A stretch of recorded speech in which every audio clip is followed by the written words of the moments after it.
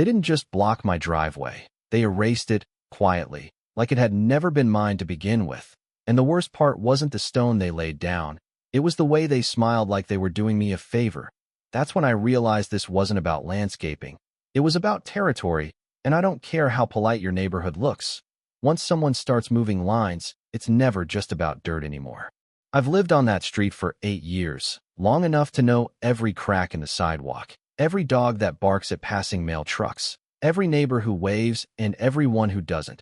It's a quiet little pocket just outside the city, nothing fancy, small brick homes, narrow driveways, the kind of place where people mind their business until suddenly they don't. My house isn't big, never tried to be, just a single story, red brick, with a driveway barely wide enough for one car, 12 feet across. I remember that number because I checked it twice before I signed the papers all those years ago. It mattered to me. Space always has. Maybe because I grew up sharing too much of it with too many people, so when I finally had something that was clearly mine, measured, recorded, official, I held on to that. For years, nothing changed. The neighbor to my right was an older guy named Walter, quiet, kept his lawn trimmed like clockwork, never said much, but always nodded. The kind of neighbor you appreciate more than you realize, until he sold the place last summer. That's when Evan and Lila moved in, and from the first week, you could tell they weren't here to settle. They were here to transform. Trucks started showing up before sunrise, contractors walking in and out like it was a job site instead of a home, dumpsters, stacks of lumber, pallets of stone. The whole place turned into a project overnight. And at first, I told myself it was temporary. People renovate. It's normal. You deal with the noise, the dust, the inconvenience, and then it ends. But this didn't feel temporary.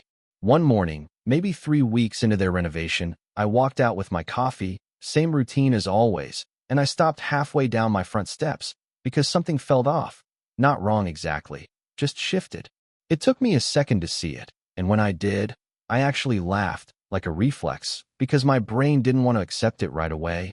There was a new stone border running along what used to be the edge of my driveway. Clean, freshly set, looked expensive, and it was sitting about 2 feet inside where my driveway had always been. I didn't guess that number. I went back inside, grabbed a tape measure, came back out, crouched down right there on the concrete like I was checking a crime scene. 12 feet had become 10, just like that. I stood there for a while, staring at it, running through explanations in my head. Maybe it was temporary. Maybe they miscalculated. Maybe someone would come fix it before I even had to say anything. But deep down, I already knew this wasn't an accident. People don't pour stone borders by mistake, not like that. So I walked over and knocked on their door. Evan answered, smiling, hands dusty. Looked like he'd been working alongside the crew, which I respected. I'll give him that. I told him straight, calm, no attitude. Hey, that stone border, it's sitting on my driveway. He didn't even look surprised, not for a second, just leaned against the doorframe like we were talking about the weather and said, "Oh yeah, the previous owner told us that strip was shared space." Shared. I actually blinked at him because that word didn't belong anywhere near my property line. I said, "It's not shared. It's part of my lot. It's on the site plan." He shrugged, like that detail was flexible, like lines on paper were just suggestions. Well, our contractor measured everything from the fence line, and this layout just makes the front look more open. More open. I looked past him at the front yard they were building, wide, symmetrical, designed to impress, and I could see exactly what they were doing. They were widening their visual footprint by shaving off mine, just enough that most people wouldn't notice, except I did, because I lived in it. "It narrows my driveway," I said, still keeping my voice even. "I can barely get my car through now." He smiled again, a little tighter this time. "You can still fit, right?" That was the moment. Not when I saw the stone, not when I measured it, but right there, when he reduced my space to barely enough. That's when something shifted in me too. I nodded, not because I agreed, but because I was done having that version of the conversation, and I walked back to my house already thinking 3 steps ahead. Because if there's one thing I've learned, it's this: you don't argue opinions when you can prove facts. And if someone wants to play with lines, you make sure those lines are drawn in something they can't ignore. I went inside, opened my laptop, and pulled up the county records website, typed in my address, requested the original site survey I got when I bought the house. It took a couple of days, but when it came through, it was exactly how I remembered it. Clean black lines, precise measurements, no ambiguity, and that boundary line ran exactly where my driveway edge had always been. No shared strip, no gray area, just a clear, undeniable border. And that stone they installed crossed it by 24 inches. I printed it out, walked back over, and knocked again. Same door, same house, different energy this time. Evan opened it, saw the paper in my hand, and I could tell he already knew where this was going. I held it up, pointed to the line. This is the official survey. Your stone is 2 feet into my property. He glanced at it, barely, like it was a flyer he didn't ask for. And then he did something that honestly surprised me more than anything else. He shrugged. Surveys can be outdated, he said, just like that, like decades of legal documentation could be brushed aside because it didn't fit his design. Our contractor measured everything. I felt that heat rise in my chest. Not explosive, just steady, controlled. Measured from where? I asked. From the fence line, he said. I almost laughed again, but this time there was nothing funny about it. That fence had been there for 30 years, put in by a previous owner who probably eyeballed it on a weekend. Fences move, they lean, they get replaced, but property lines don't. Not unless you sign them away, and I hadn't. I looked him dead in the eye and said, fences aren't legal boundaries. He didn't respond, just crossed his arms. And in that silence, everything became clear. He wasn't confused. He wasn't misinformed. He just didn't care. And that's when I knew this wasn't going to be solved with a conversation. I stood there for a second longer than I needed to, just long enough to let the silence settle between us. Then I nodded once, turned around, and walked back to my house without saying another word, because at that point, anything else would have just been noise, and I had no interest in arguing with someone who had already decided the rules didn't apply to him. Inside, I set the survey down on the kitchen counter and just stared at it for a while, tracing that line with my finger like I could feel the boundary through the paper. It's funny how something so simple, a line, can suddenly carry so much weight when someone decides to step over it. I could have let it go. That's what a lot of people would say, right? It's just 2 feet. It's not worth the headache. Keep the peace. Be the bigger person. But here's the thing nobody likes to admit. If you let someone take 2 feet today, they'll take 2 more tomorrow, and eventually you're the one standing there wondering how you ended up with less than what you started with. So I made a call. Not to the city, not yet. I called a licensed surveyor, a guy named Ron, recommended by someone I trusted, the kind of guy who doesn't talk much but doesn't need to because his work speaks for him. He came out 3 days later, early morning, truck full of equipment, tripod, measuring tools, the whole setup, and I watched him work from my front porch with a cup of coffee, quiet, precise, methodical, like he'd done this 1,000 times, which he probably had. He didn't ask me what I thought, didn't care about the story, he just followed the data, pulled measurements from fixed points, checked angles, verified distances, and a couple of hours later, he started placing bright orange flags into the ground, one after another, forming a straight, undeniable line, right through the middle of that brand new stone border. There's something about seeing it physically marked like that, not on paper, not in theory, but right there in the dirt, it hits different. It's not a discussion anymore, it's reality. I saw Evan come out halfway through, standing on his porch, arms crossed, watching Ron work with that same tight expression he had before, like he was trying to calculate how big of a problem this was about to become. And when Ron finished, packed up his tools, and drove off, those flags stayed behind, cutting his landscaping in half like a scar. He walked over not long after, slower this time. No smile, no casual tone, just tension.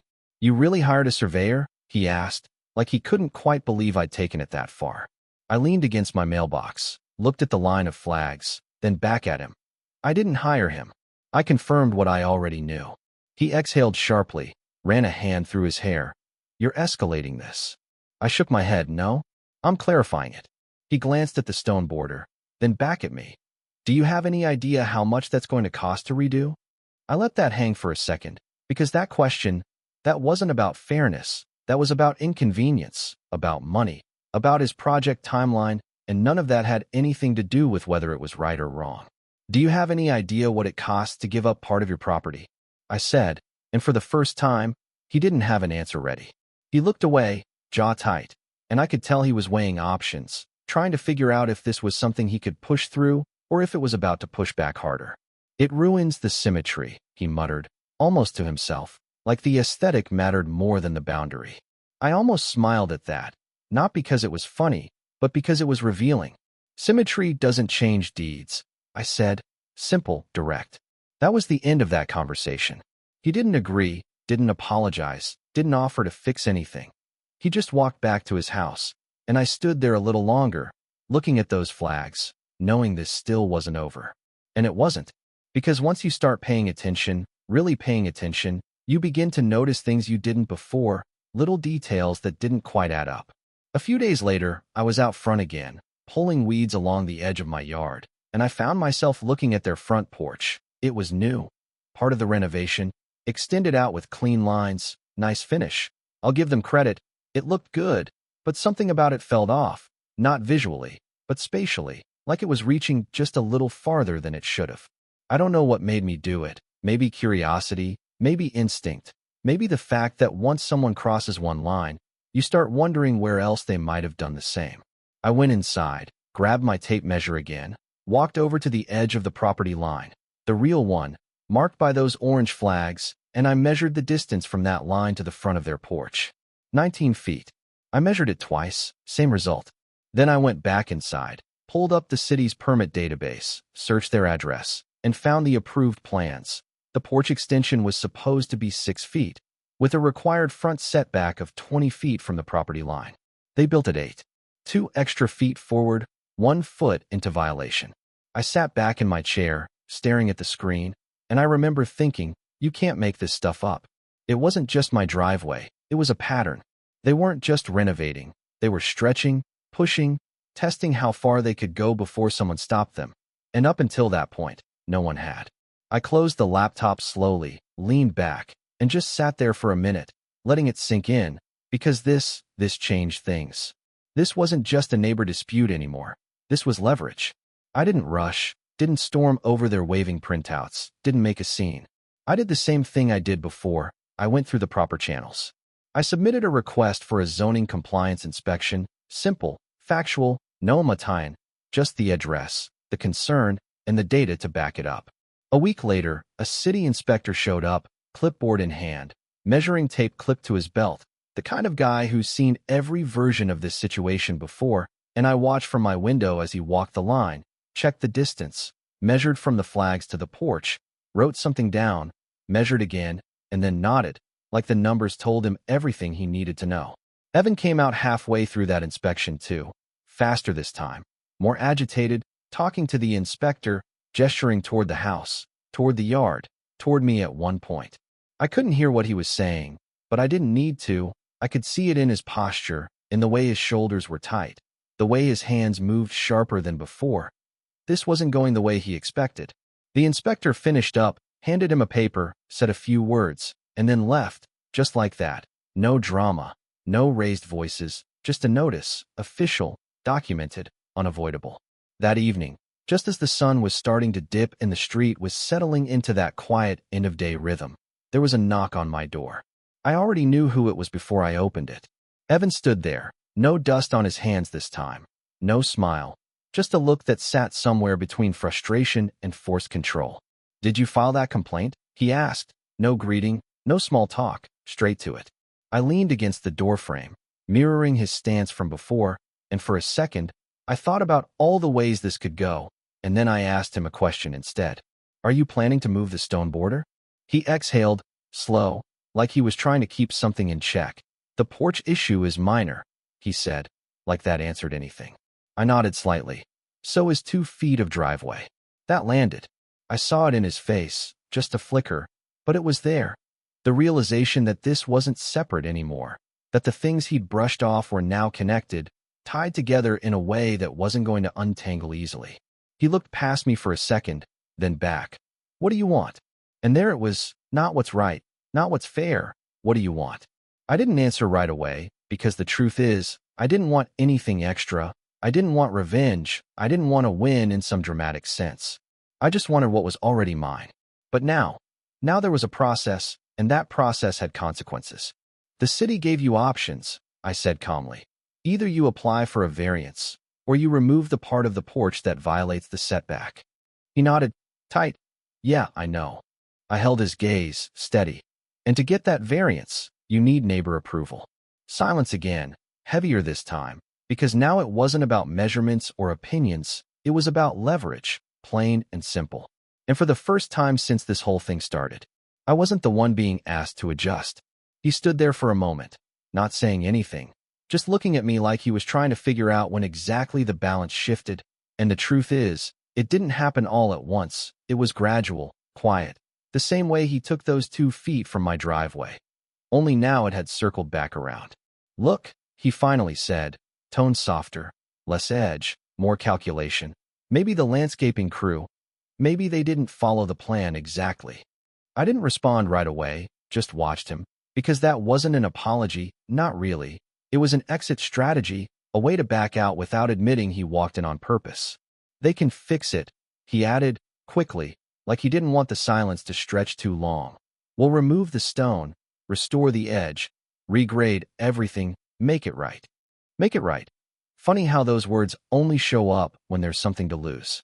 I nodded slowly, like I was considering it, even though I already knew exactly where I stood. In writing, I said. He blinked once, then nodded. Yeah, in writing. And the driveway gets restored first. I added, still calm, still even, exactly to the surveyed line, 12 feet.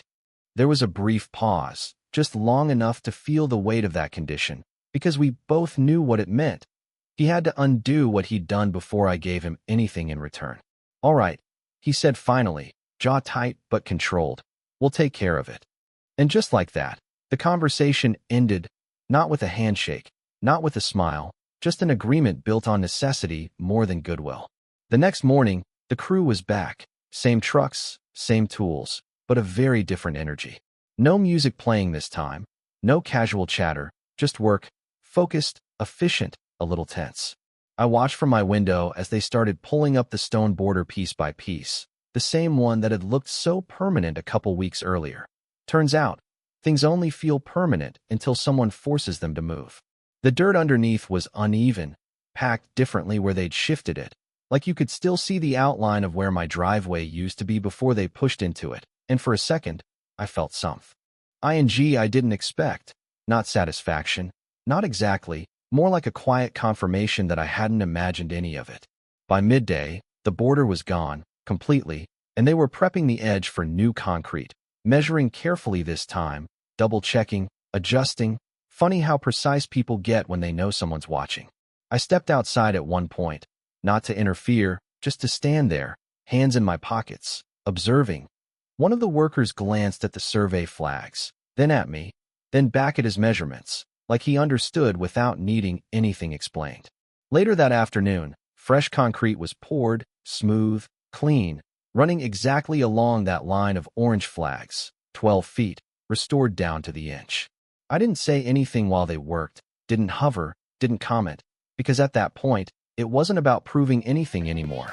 It was about finishing it. The flag stayed in place the whole time, bright, visible, impossible to ignore, and I left them there even after the concrete set, just as a reminder, not for me, but for anyone who might forget where things stand. A few days later, everything had settled.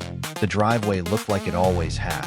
Maybe even better, clean edges, solid finish, like the last few weeks had been erased visually, even if they still lingered underneath. That evening, there was another knock on my door. I opened it, and there he was again. Evan, holding a folder this time, posture straighter, expression controlled, but not tense like before, something closer to respectful, maybe. It's done, he said, simple, no extra words. I nodded once, I saw. He held out the folder. Variance paperwork, everything's in there. I took it, flipped it open, scanned through the pages, diagrams, measurements, official stamps, all aligned with what the city required, and I noticed something else too, subtle but clear. This time, everything matched. No extra feet, no creative interpretations, just compliance. I looked up at him, and for a second, neither of us spoke. And in that silence, there was something different now, not friendly, not exactly, but balanced. You know, he said after a moment, almost like he couldn't help himself, This whole thing, it didn't have to go this far. I closed the folder slowly, held his gaze. You're right, I said, calm, steady. It didn't. Another pause, and then I signed. Just like that. No ceremony, no speech, just ink on paper. And with that, his porch stayed, legally this time, exactly as approved after the variance, and my driveway stayed exactly where it was always supposed to be. He took the folder back, nodded once, and turned to leave, then hesitated for half a second, like he was about to say something else, but didn't. And that was fine. Not everything needs to be said out loud to be understood. Over the next few weeks, things settled back into something that looked like normal. The noise stopped, the trucks disappeared, the house next door looked finished, polished. Exactly the kind of place that catches your eye when you drive by, and if you didn't know the story, you'd never guess what it took to get it there. We still see each other, Evan and I, passing by, quick nods, the kind of acknowledgement that exists without conversation, and honestly, that's enough. But every now and then, I'll pull into my driveway, line my car up between those edges, and I'll notice the space, not just physically, but what it represents, something measured, defined, respected, not because someone gave it to me, but because I didn't let it be taken. And here's the thing I keep coming back to. It was never really about the driveway, not entirely. It was about what happens when someone decides their version of better matters more than your right to what's yours, and how far you're willing to go to draw that line back where it belongs. Some people would say I went too far, that I could have just let it slide, avoided the tension, kept things friendly, and maybe they're right. Maybe there's a version of this story where none of it escalates, where we all smile and wave and pretend those 2 feet don't matter, but I don't think that version ends the same way. Because lines, once blurred, don't just fix themselves, someone has to redraw them. So now I'm curious, what would you have done? Would you have let it go, kept the peace, told yourself it's just a couple feet? Or would you have pushed back, knowing it might turn into something bigger? Drop your thoughts in the comments. I read more of them than you'd think. And if you've ever dealt with a neighbor who tested your boundaries, literally or otherwise, I'd like to hear that too. And if you enjoy stories like this, the kind where small situations turn into something a lot more complicated, hit like, subscribe, and stick around, because trust me, this kind of thing happens more often than people admit.